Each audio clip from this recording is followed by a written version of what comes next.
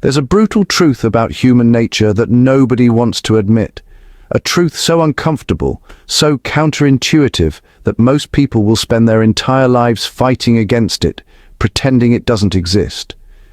Here it is. The moment you became available, accommodating, and ever-present, you became invisible. Think about it. That person who barely noticed you when you were always there, suddenly the moment you step back, the moment you stop chasing, stop trying to prove yourself, stop bending over backwards, they couldn't stop thinking about you. It sounds twisted, doesn't it? Almost cruel. But it's one of the most consistent patterns in human psychology.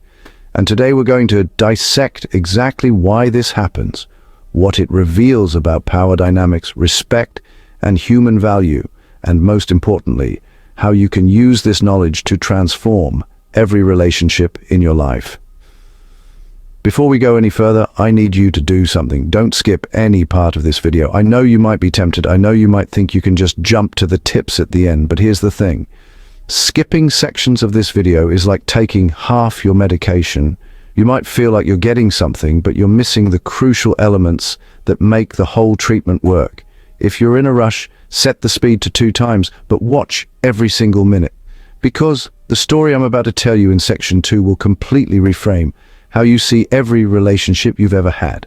By the end of this video, you'll understand why pulling away isn't manipulation. It's self-respect made visible. You'll discover the psychological principle that makes absence more powerful than presence. And you'll learn the exact framework that transforms you from someone who chases respect to someone who commands it naturally. So settle in. This isn't just another self-help video. This is a complete rewiring of how you understand your own worth. Let me ask you something. Have you ever noticed how the people you bend over backwards for are often the ones who treat you with the least respect? Meanwhile, the person who keeps their distance, who's selective with their time, who doesn't always respond immediately, they somehow command everyone's attention without even trying. This isn't coincidence. This isn't luck. This is the scarcity principle playing out in real time across every human interaction. We live in a paradox. We're taught from childhood to be kind, to be giving, to be there for others. We're told that love means unconditional availability, that friendship means dropping everything when someone needs us, that professionalism means always saying yes, always being the reliable one, always going the extra mile. And so we do, we show up, we sacrifice, we accommodate, we prove our loyalty, our dedication, our worth. And then something strange happens. The very people we're trying to impress start taking us for granted. Our messages get left on read. Our efforts go unacknowledged. Our presence becomes background noise. We tell ourselves stories to make sense of it. Maybe they're just busy. Maybe I need to try harder. Maybe if I just prove myself a little more. But deep down, there's a gnawing realization. The more available you became, the less valuable you appeared. This matters because right now, in this very moment, you might be in a relationship, romantic, professional, or platonic, where you're overgiving, overextending, overpresenting yourself. And you're wondering why you're not getting the respect you deserve. The answer is uncomfortable. You're too available. You're too predictable. You're too safe. And in the economy of human attention and respect, safety equals invisibility. Let me tell you a story that perfectly illustrates this principle. It's about Steve Jobs, but not the Steve Jobs you think you know. In the early 1980s, after being ousted from Apple, the company he founded, Jobs was at his lowest point. He started Next Computer, but he was no longer the hot commodity he once was. Tech journalists stopped calling. Investors were skeptical. The industry had moved on, but here's what Jobs did that changed everything. He pulled away. He stopped doing press tours. He stopped trying to convince everyone that Next was revolutionary. He stopped attending every tech conference, stopped chasing investors, stopped being available to anyone who wanted a piece of his time. Instead, he became selective, almost impossibly selective. If you wanted to meet with Steve Jobs, though, you had to earn it. You had to demonstrate why your time with him was valuable to him, not the other way around. And something fascinating happened.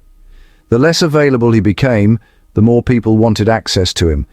Journalists who had ignored him for years were now calling his office daily. Investors who had passed on Next were suddenly reconsidering. The mystique around him grew exponentially, not because he was doing more, but because he was doing less. When Apple eventually bought Next in 1997 and Jobs returned to the company, he wielded this principle like a weapon. He famously reduced Apple's product line from dozens of products to just 4.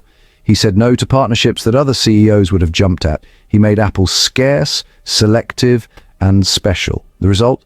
Apple became the most valuable company in the world, but here's where it gets interesting. This wasn't manipulation, this wasn't a calculated strategy to play mind games. This was Jobs operating from a deep understanding of his own value.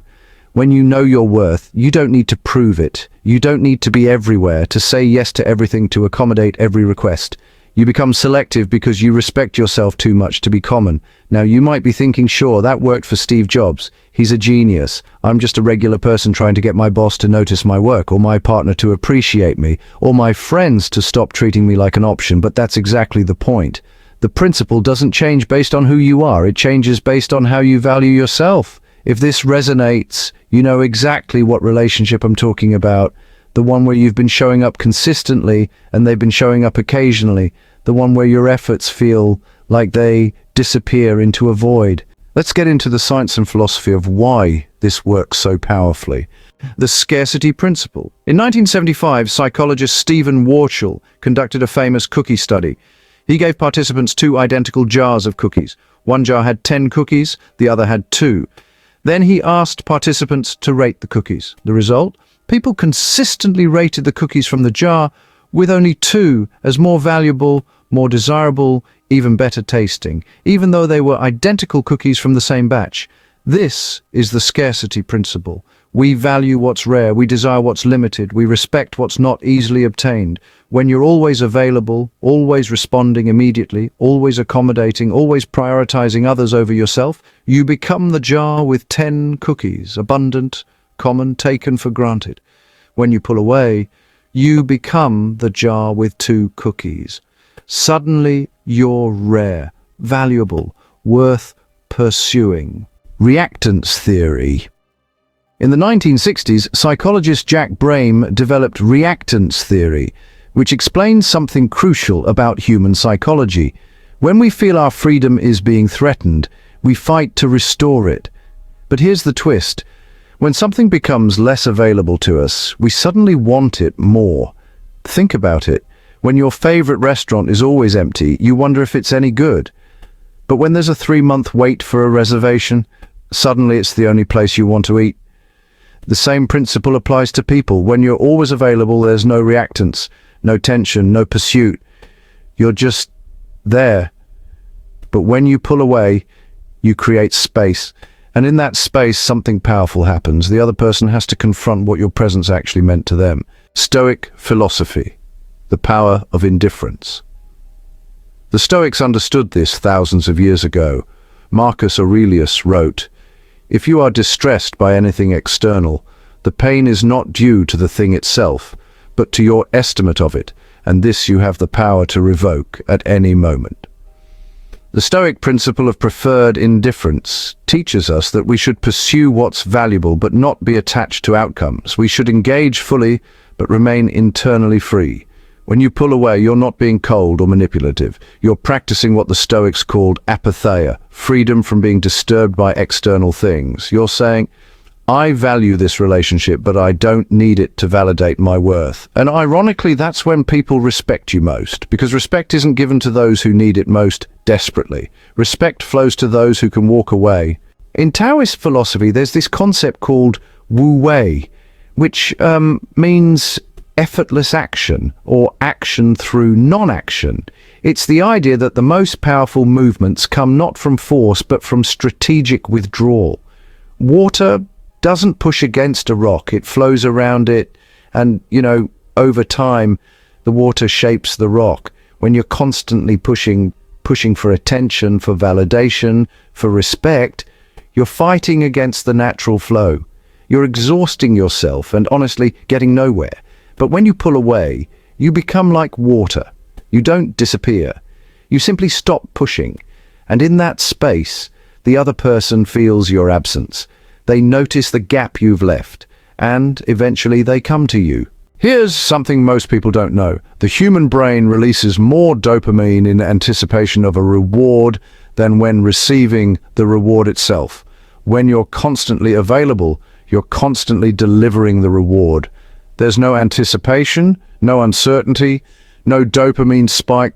But when you pull away, you introduce uncertainty. Will they respond? When will I see them? Do they still care about me? That uncertainty triggers dopamine release. And dopamine is addictive. Suddenly thinking about you becomes more compelling than actually being with you ever was. This isn't manipulation. It's understanding how the human brain works and, using that knowledge to stop sabotaging your own value. Comment below if you've experienced this shift, when someone only started respecting you after you stopped being so available. Your story in the comments might be exactly what someone needs to hear today. Let's talk about the other side. What happens when you don't pull away? When you keep showing up, keep accommodating, keep proving yourself? Here's the brutal truth. You become a resource, not a person. Think about your phone charger. It's always there. It's incredibly useful. You literally need it every day. But do you think about it? Do you appreciate it? Do you treat it with special care? No, it's just there. And if it breaks, you buy another one. When you're always available, you become infrastructure. Essential maybe, but invisible. There's a pattern I see everywhere. Someone, maybe you, enters a relationship with enthusiasm and generosity. You want to show your value, so you give your time, your attention, your effort, your support. At first it feels good, the other person appreciates it, they respond positively, so you give more. But slowly, imperceptibly, the dynamic shifts. What was once appreciated becomes expected. What was once special becomes standard. Your text messages that used to get excited replies now get one-word responses hours later. Your efforts at work that used to get praised now go unacknowledged. Your emotional support that was once reciprocated now feels like a one-way street, and you're confused. You're doing more than ever. How could you be valued less? The answer is simple. You taught them that your presence is unlimited, that your effort is inexhaustible, that you'll be there no matter what, and humans don't value what's unlimited. We value what's scarce. Here's the hard part. When you realize this pattern, your first instinct might be to double down, to give even more, to prove you're indispensable. But that's exactly the wrong move, because you're not solving the problem, you're reinforcing it. Every time you prioritize someone who doesn't prioritize you, you're teaching them that your boundaries are negotiable, that your time isn't valuable, that your respect for yourself is conditional. And people treat you exactly how you teach them to treat you. The respect equation, here's a formula that, explains everything. Respect equals value times scarcity times self-respect. Let's break it down. Value is what you bring to the relationship. Your skills, emotional support, resources, and of course, your presence. Scarcity is about how rare and selective your presence is. And self-respect is really about how you treat yourself, which signals to others how to treat you. Most people focus only on increasing value. They think, if I just do more, give more, be more helpful, they'll respect me.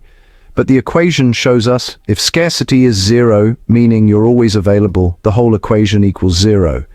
If self-respect is low, the equation can never be high. You need all three components. And right now, if you're not getting the respect you deserve, you're probably missing one or two. All right, enough theory. Let's talk about exactly how to do this in your real life, whether you're dealing with a romantic partner, a boss, a client, or a friend who's been taking you for granted. Lesson 1. Create space before you need to. Don't wait until you're burned out and resentful to pull away. That's reactive, and it often comes across as punishment or manipulation. Instead, build healthy distance into your relationships from the beginning. Here's how. Don't respond to every message immediately. Even if you see it, wait. Not as a game, but to train yourself that your time is valuable. Schedule unavailability. Block out time for yourself that's non-negotiable. Practice saying, I'll have to check my calendar and get back to you instead of automatically saying yes. The key is consistency. This isn't about playing hard to get one day and being overly available the next. It's about establishing a sustainable pattern where your presence is valuable because it's not guaranteed. Lesson 2. Stop explaining yourself. Here's a mistake I see constantly. Someone decides to pull away, but then they over-explain it. I'm sorry I couldn't make it. I just have so much going on, and I've been so stressed, and I really wanted to be there, but... Stop. You're diluting your power. When you pull away, you don't owe anyone an extensive justification. A simple, I'm not available, or that doesn't work for me is complete. The more you explain, the more you signal that their approval matters more than your boundaries, and that's exactly what you're trying to change. Lesson 3. Redirect your energy. This is crucial. Pulling away isn't about creating a void. It's about filling your life with things that actually matter. If you pull away from someone but spend all your time thinking about them, stalking their social media, waiting for them to notice your absence, you haven't actually pulled away. You've just created distance while remaining emotionally tethered. Real pulling away means genuinely investing in yourself. Start that project, build that skill, deepen other relationships, pursue that passion you've been neglecting. When you pull away to become more of yourself rather than to manipulate someone else, the transformation is authentic, and authenticity is magnetic. Lesson 4, the 24-hour response rule. Here's a practical tactic that's honestly changed countless relationships. Unless it's urgent, meaning time-sensitive, important, and actually requiring immediate attention, wait at least 24 hours to respond. Not as a game, but as a practice in valuing your own time and attention. What this does is, it breaks the pattern of you being the one who's always instantly available. It gives you time to respond thoughtfully rather than reactively. It subtly communicates that your time isn't just sitting around waiting for their call, and most importantly, it trains you to stop treating every request as urgent just because someone else made it. Lesson 5. Match their energy. This is simple, but honestly, it's powerful. Match the level of effort, enthusiasm, and availability that others show you. If they text once a day, you text once a day. If they cancel plans twice in a row, you become less available for the next invitation. If they show up with half effort, you adjust your effort accordingly. Now, this isn't being petty, it's being honest. It's about removing the imbalance that was allowing disrespect to flourish. And here's what's fascinating.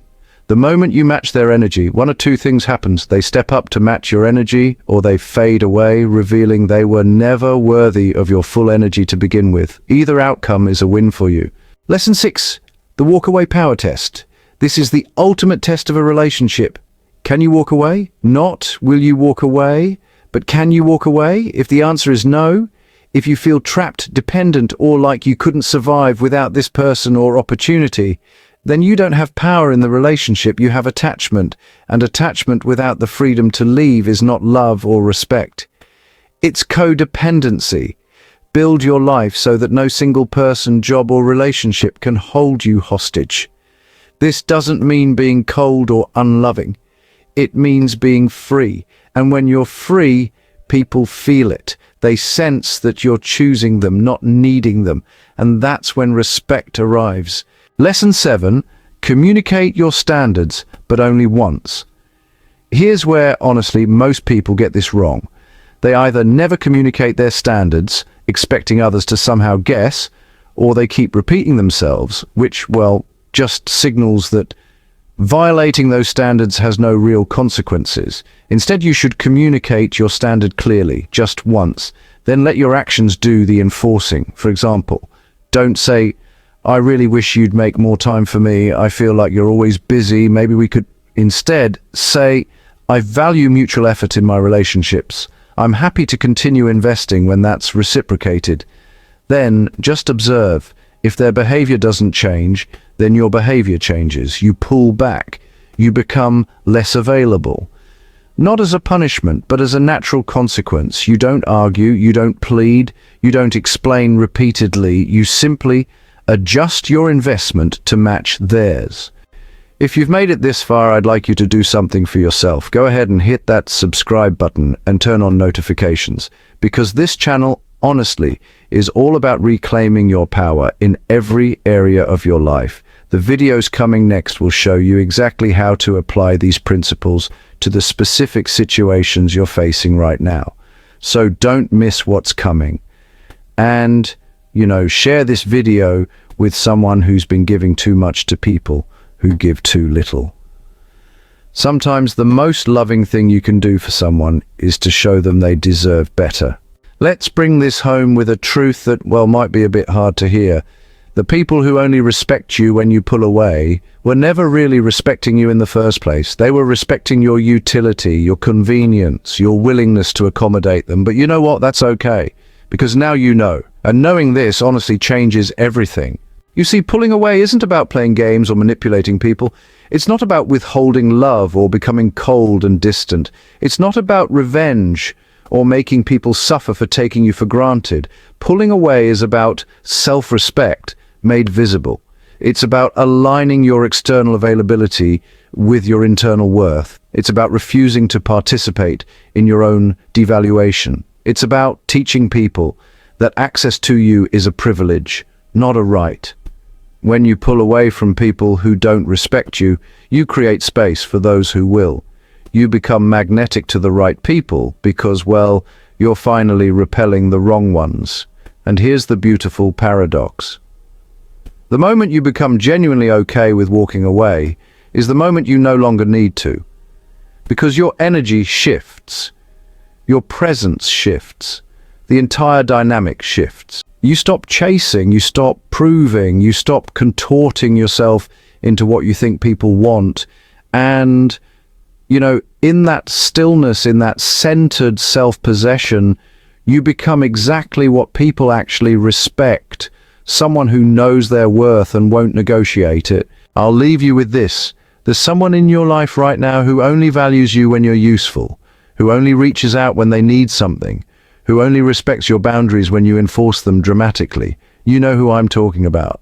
The question isn't whether they deserve your presence. The question is, do you respect yourself enough to pull away? Because here's the truth they don't tell you in self-help books. Sometimes pulling away is the most loving thing you can do for yourself and for them. For yourself, because you teach yourself that you're worth more than conditional respect. For them, because you give them the chance to grow, to recognize what they lost, to become someone who can actually appreciate what you offer. And if they don't, if they never reach out, never acknowledge your absence, never change, then you just saved yourself years of giving to someone who was never going to give back. Your homework. Here's what I want you to do today. Identify one relationship where you're overgiving and undervalued. Reduce your availability by half for the next 2 weeks, not as punishment, but as reclamation of your time and energy. Invest that reclaimed energy into something that actually builds you up. Observe what happens. Watch how people react when you're no longer the sure thing. Some will step up, most won't. Both outcomes are valuable information. Comment below with the relationship you're going to pull back from. You don't have to name names, just the type of relationship. Sometimes declaring your intention publicly helps you follow through, and, your courage might inspire someone else to do the same. Remember, your presence is a gift. Stop giving it to people who treat it like a given. The people who only respect you when you pull away are revealing something important. They respect power more than people. They respect scarcity more than generosity. They respect boundaries more than kindness. That's their limitation, not yours. Your job isn't to keep auditioning for their respect. Your job is to walk away and find people who respect you when you're present, when you're giving, when you're there. Those people exist, but you'll never find them if you're exhausting yourself trying to earn respect from people who don't have it to give. Pull away, not to play games, but to play for keeps, not to manipulate, but to liberate. Pull away and watch what happens when you stop making yourself small to fit into spaces that were never meant for you. You deserve relationships where your presence is celebrated, not just your absence noticed. You deserve respect that's unconditional, not something you have to withdraw to receive. You deserve to be chosen with the same enthusiasm you show up with. And if pulling away is what it takes to find that, then pull away with your head held high, knowing you're not running from something, you're running toward yourself. That's where the real power is. That's where real respect begins, not in them finally seeing your worth, but in you finally refusing to be with anyone who needs proof of it.